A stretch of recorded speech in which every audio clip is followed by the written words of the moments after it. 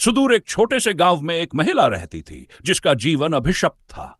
कहा जाता था कि उसके पूर्व जन्म के पापों के कारण उसे इस जन्म में भी दुख सहना पड़ रहा था। वह जहां भी जाती, लोग उसे अपशगुनी समझकर दूर हो जाते। उसके अपने भी उसे छोड़ चुके थे। अकेलेपन और तिरस्कार के साए में जीते हुए भी उसने कभी हिम्मत नहीं हारी। एक दिन गांव के एक वृद्ध साधु ने उसे देखा और उसकी आंखों में छिपे दर्द को समझ लिया। उन्होंने उसे अपने पास बुलाया और कहा, बेटी, तुम्हारे जीवन में जो भी हो रहा है वह तुम्हारे पिछले जन्म का कर्मफल है। लेकिन याद रखो, हर आत्मा को अपने कर्मों से मुक्ति पाने का अवसर मिलता है। महिला की आंखों में आंसू थे। उसने साधु से विनती की कि वह उसे मार्ग दिखाए जिससे वह अपने शाप से मुक्त हो सके। साधु ने उसे सच्चे मन से प्रायश्चित करने और हर जीव के प्रति प्रेम भाव रखने की सीख दी। महिला ने उनके कहे अनुसार जीवन जीना शुरू किया, लेकिन गांव के लोग उसे फिर भी स्वीकार नहीं कर पा रहे थे। वह मंदिर के बाहर बैठकर भगवान से प्रार्थना करती, पर कोई भी उसे मंदिर में प्रवेश करने नहीं देता। वह दिन रात भगवान से अपने कष्टों से मुक्ति की गुहार लगाती रही। फिर एक दिन कुछ ऐसा हुआ जिसने सबको अचंभित कर दिया। गांव में एक भयंकर आपदा आई। लोग अपनी जान बचाने के लिए इधर उधर भाग रहे थे। तभी वही अभिशप्त महिला सबसे पहले लोगों की सहायता के लिए आगे आई। उसने कई लोगों की जान बचाई, बच्चों को सुरक्षित स्थानों पर पहुंचाया और घायल लोगों की सेवा की। जो लोग उसे अपशगुनी कहते, वही अब उसके पास आकर कृतज्ञता व्यक्त कर रहे थे। लेकिन उसकी आंखों में खुशी नहीं थी, बस एक शांति थी, जैसे उसने अपने शाप से मुक्ति पाली हो। लेकिन क्या सच में उसके जीवन का अभिशाप समाप्त हुआ था, या यह उसके पुनर्जन्म की एक और परीक्षा थी? रात गहरी हो चली थी। गांव में एक अजीब सन्नाटा पसरा हुआ था। जिस महिला को लोग अपशगुनी मानते थे, अब वही उनके लिए देवी समान बन चुकी थी। लेकिन वह खुद को न तो देवी समझ पा रही थी और न ही इंसान। उसकी आत्मा अब भी उस शाप के बंधनों में जकड़ी हुई थी जिससे वह मुक्त होने की राह देख रही थी। उस रात जब सभी गांव वाले चैन की नींद सो रहे थे, वह अकेली मंदिर की सीढ़ियों पर बैठी रही। उसकी आंखों में अब भी अपने कर्मों से बंधी भगवान की मूर्ति को लेकिन जब वह धीमे स्वर में कहा, क्या मेरा शाप अब भी टूटा नहीं? उसका उद्धार निश्चित होता है। मेरी आत्मा तेरा जीवन में एक नई यात्रा। अचानक मंदिर के भीतर से एक उसकी आंखों से आंसू बहने लगे। उसे ऐसा वर्षों बाद पहली बार जैसे कोई दिव्य शक्ति उसके सामने खड़ी हो। वह जानती थी कि उसे अब और भी कठिन परीक्षा से गुजरना होगा, लेकिन अब वह अकेली नहीं थी। अगली सुबह गांव में एक नई आशा की किरण फैली। वह महिला अब मंदिर के अंदर खड़ी थी, जहां उसे पहले प्रवेश करने की अनुमति नहीं थी। गांव के लोग सिर झुकाए खड़े थे। पुजारी ने आगे बढ़कर उसे प्रणाम किया और कहा, तुमने अपने कर्मों से स्वयं को मुक्त कर लिया है। अब यह मंदिर तुम्हारा भी है। लेकिन उसकी आंखों में अब भी एक प्रश्न था। क्या यह मुक्ति थी या उसकी यात्रा की एक नई शुरुआत? गांव की पथरीली सड़क पर नंगे पांव चलते हुए उसके मन में एक अजीब शांति थी, मगर दिल के किसी कोने में एक अनकही बेचैनी अब भी बाकी थी। मंदिर में सम्मान मिला, लोगों ने उसे अपनाया, पर जो सवाल उसकी आत्मा से जुड़े थे उनके जवाब अब भी अधूरे थे। सूरज ढलने लगा था। उसने अपने चारों ओर देखा। सामने एक घना जंगल था जहां से हल्की हल्की हवा बह रही थी।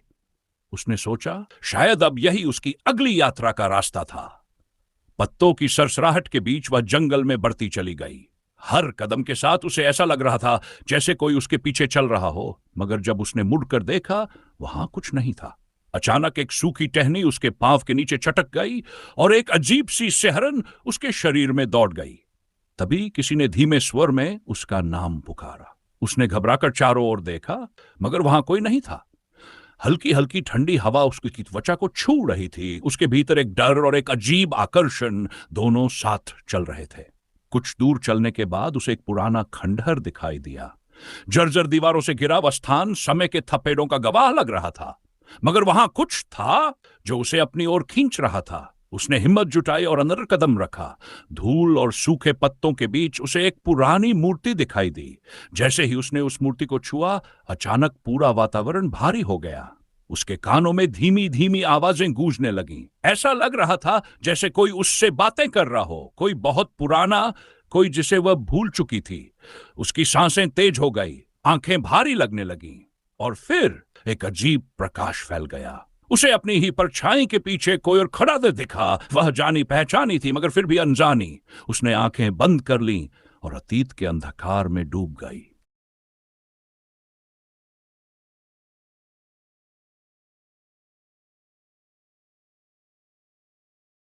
उसकी आंखें बंद होते ही चारों ओर सन्नाटा पसर गया। अचानक उसे महसूस हुआ कि कोई बहुत हल्के से उसके कंधे पर हाथ रख रहा है। उसकी सांसें थम गई। यह स्पर्श परिचित था, मगर फिर भी अनजान। धीरे धीरे उसने अपनी आंखें खोली। सामने वही परछाई थी जो कुछ क्षण पहले उसके पीछे खड़ी थी, मगर अब वह धुंधली नहीं थी, बल्कि बिल्कुल साफ थी। एक स्त्री जिसका चेहरा किसी पहचानी हुई याद जैसा लगा। उस स्त्री की आंखों में अनगिनत कहानियां छिपी थीं। उसने एक हल्की मुस्कान के साथ कहा, तुम लौट आई। ये शब्द सुनते ही जैसे कोई भूली बिसरी ध्वनि उसके मन में गूंज उठी। उसे लगा ये आवाज उसने पहले भी सुनी थी, मगर कब और कहां यह उसे याद नहीं आ रहा था। वह सत्री आगे बढ़ी और धीरे से उसके हाथों को अपने हाथों में ले लिया। अचानक ही बहुत सारी छवियां उसकी आंखों के सामने दौड़ने लगीं। एक पुराना महल, एक विशाल आंगन, पीले लाल रंगों से सजी एक ड्योढ़ी और उसमें खड़ी एक दुल्हन। उसका हृदय तेजी से धड़कने लगा। यह सब क्या था? वह सत्री अब उसे लेकर खंडहर के एक कोने में बैठ गई। उसकी आंखों में एक रहस्य था, जैसे वह किसी बहुत पुराने सच को उजागर करने आई हो। उसने कहा, तुम्हें याद नहीं आता, पर यह जगह तुम्हारी ही है। ये दीवारें, ये हवाएं, ये मिट्टी, सब तुम्हारा इंतजार कर रहे थे। उसके मन में हलचल होने लगी। एक गहरी टीस उभरी, जैसे किसी ने उसकी आत्मा का कोई भूला हुआ कोना छू लिया हो। उसकी आंखों से अश्रु बहने लगे। अचानक उसके भीतर कोई टूटने लगा और उसके साथ ही उसकी यादों का एक और दरवाजा खुल गया।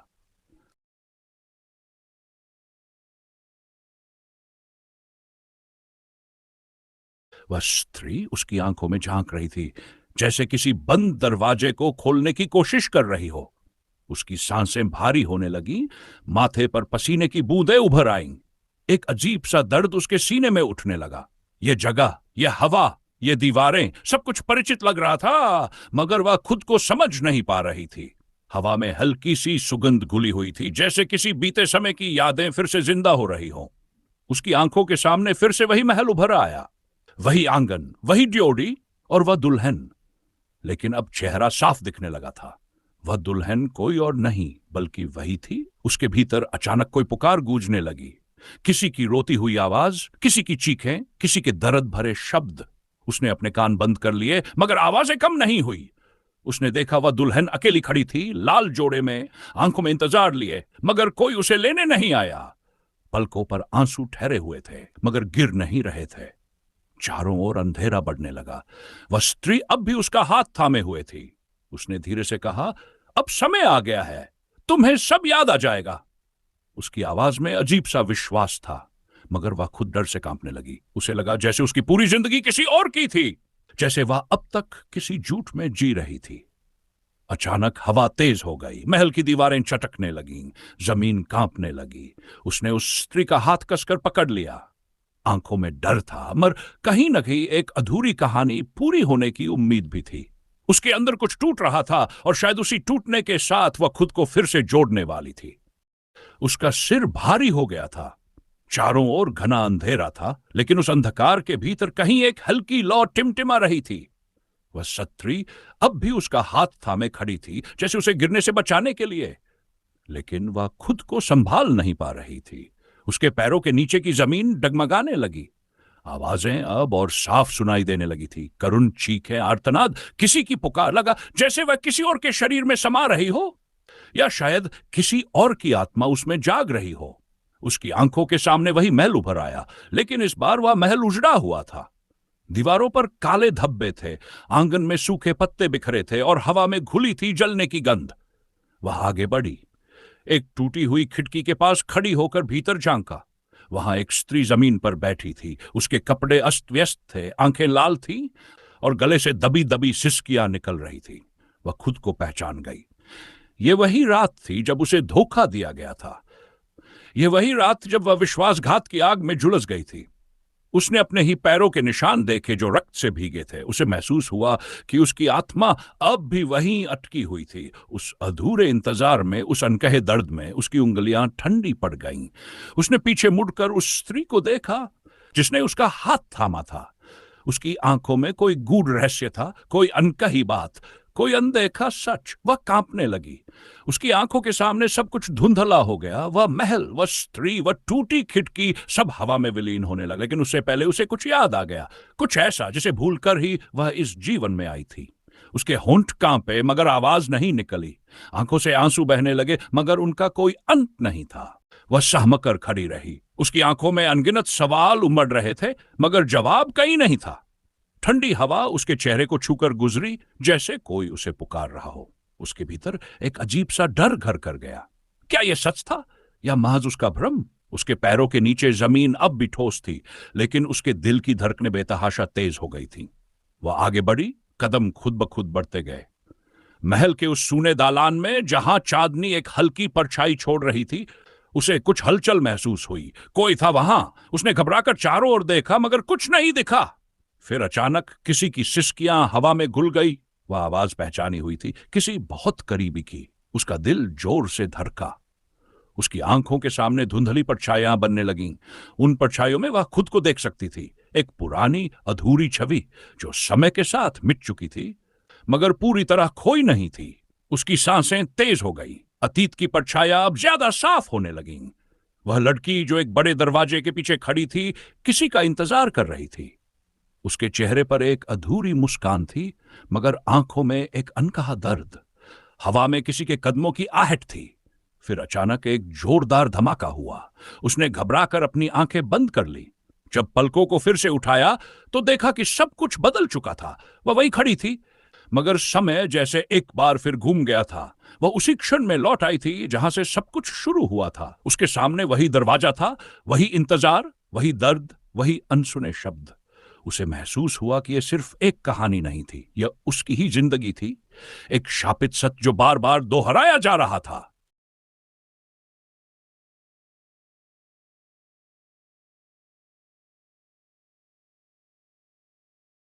उसके कदम भारी हो गए थे, जैसे किसी अदृश्य जंजीर ने उन्हें जकड़ रखा हो। वह चाहकर भी पीछे नहीं हट सकती थी, जैसे कोई अदृश्य शक्ति उसे आगे बढ़ने के लिए मजबूर कर रही थी। दरवाजे के उस पार कोई था। उसकी परछाई हिल रही थी। दिल की धड़कनें इतनी तेज हो गई कि उसे लगा वह खुद ही उस खामोशी को चीरकर बाहर आ जाएंगी। हल्की सी दस्तक दी मगर कोई जवाब नहीं आया।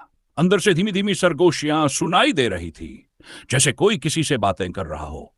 हिम्मत जुटाकर उसने दरवाजे को हल्का सा धकेला। दरवाजा चरमराते हुए खुला और उसके सामने एक पुरानी जर्जर कोठरी थी। कोने में एक दीपक टिमटिमा रहा था। उसकी रोशनी में किसी की परछाई दीवार पर थरथरा रही थी। सामने जमीन पर एक पुराना आईना रखा था, धूल से ढका मगर फिर भी उसमें उसकी ही छवि झलक रही थी। लेकिन यह उसका चेहरा नहीं था, बल्कि कोई और था, कुछ अलग, कुछ अजनबी मगर फिर भी बहुत परिचित। उसकी सांसें अटक गई। आईने में जो चेहरा था, उसकी आंखों में वही दर्द था जो उसने हमेशा महसूस किया था। अचानक वह चेहरा मुस्कुराया मगर उस मुस्कान में एक अजीब सा डर समाया हुआ था। उसकी आंखों में आंसू छलक आए। उसने धीरे से हाथ बढ़ाया और आईने को छू लिया। उसी पल एक ठंडी लहर उसके पूरे शरीर में दौड़ गई, जैसे सदियों पुराना कोई राज उसके भीतर समा गया हो। पीछे से किसी ने उसका नाम पुकारा। वह घबराकर पलटी मगर वहां कोई नहीं था। चारों ओर सिर्फ सन्नाटा था और उस सन्नाटे में उसकी अपनी सांसों की आवाज गूंज रही थी। हल्की हवा का झोंका आया और दीपक की लौ कांप उठी। उसी के साथ उसकी परछाई भी हिलने लगी मगर इस बार वह अकेली नहीं थी।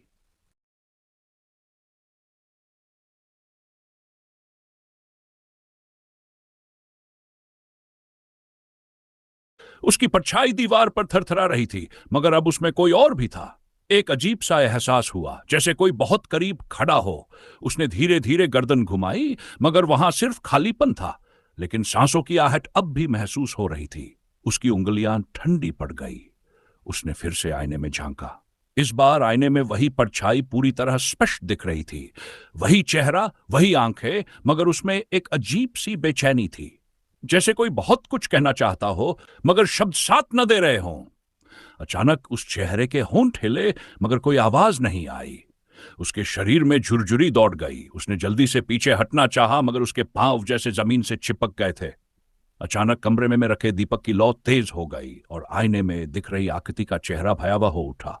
उसकी आंखों से आंसू बह रहे थे, मगर वह स्थिर थी, ठहरी हुई, जैसे किसी अनकही पीड़ा में कैद हो। फिर आईने में एक बदलाव हुआ। उस चेहरे के पीछे कुछ आकृतियां दिखने लगी, कुछ धुंधली परछाइयां जो धीरे धीरे स्पष्ट हो रही थी। उनमें एक बुजुर्ग महिला थी जिसकी आंखों में पीड़ा का था समुद्र था। उसके होंठ कांप रहे थे, जैसे कोई रहस्य बताना चाहती हो, मगर कोई अनदेखी शक्ति उसे रोक रही थी। कमरा अचानक ठंडा पड़ने लगा। उसने महसूस किया कि उसकी सांसें भारी हो रही हैं। वह पीछे हटना चाहती थी, मगर उसके कदम जवाब दे चुके थे। वह बस आईने की उस दुनिया में खिंचती जा रही थी, जहां समय और यादें किसी अनसुलझे रहस्य की तरह बिखरी हुई थी। फिर एक धीमी सी सरगोशी हुई, इतनी हल्की कि वह शब्द समझ नहीं सकी, मगर उस आवाज में एक दर्द था, एक पुकार थी जो सीधे उसके दिल में उतर गई। उसकी आंखों में अंधेरा छाने लगा और फिर अचानक सब कुछ शून्य में समा गया।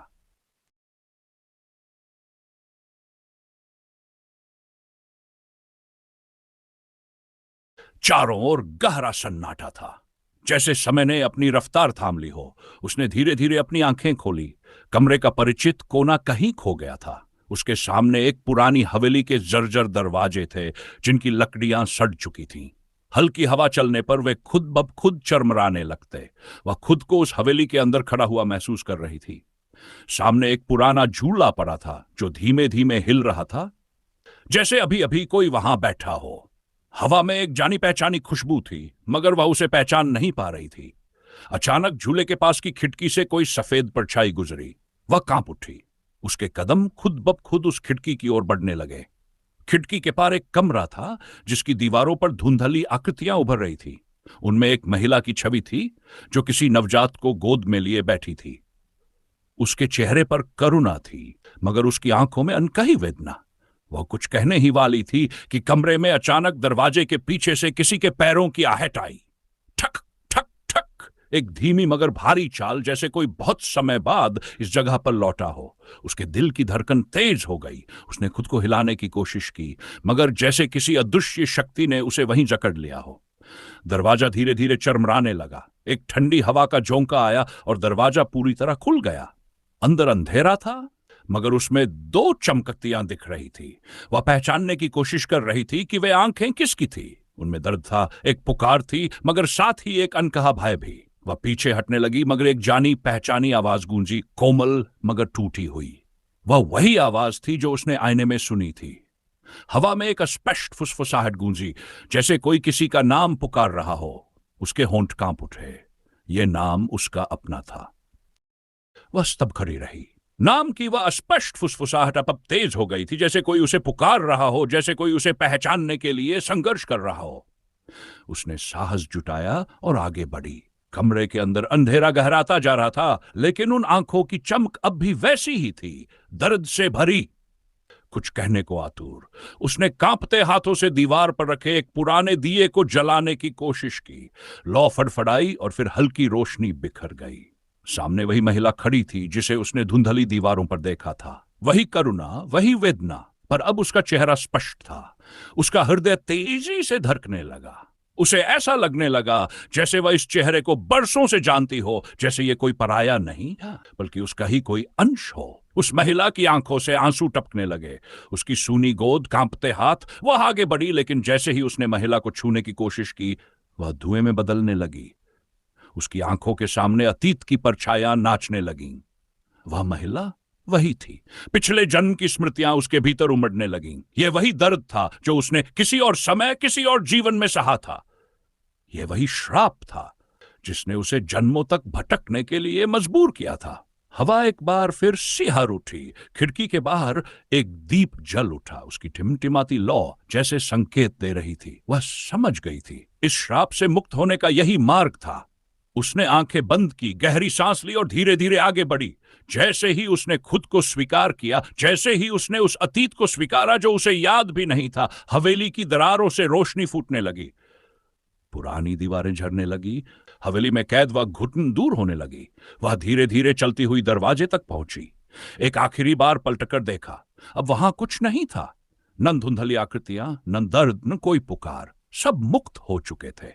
उसने दरवाजे की चौखट पार की। बाहर पहली किरणों के साथ सूरज उग रहा था। हवा अब ठंडी नहीं थी, उसमें एक अजीब सी शांति थी। उसने हल्की मुस्कान के साथ कदम आगे बढ़ाए और उसके पैरों के निशान धीरे धीरे हवा में घुलने लगे।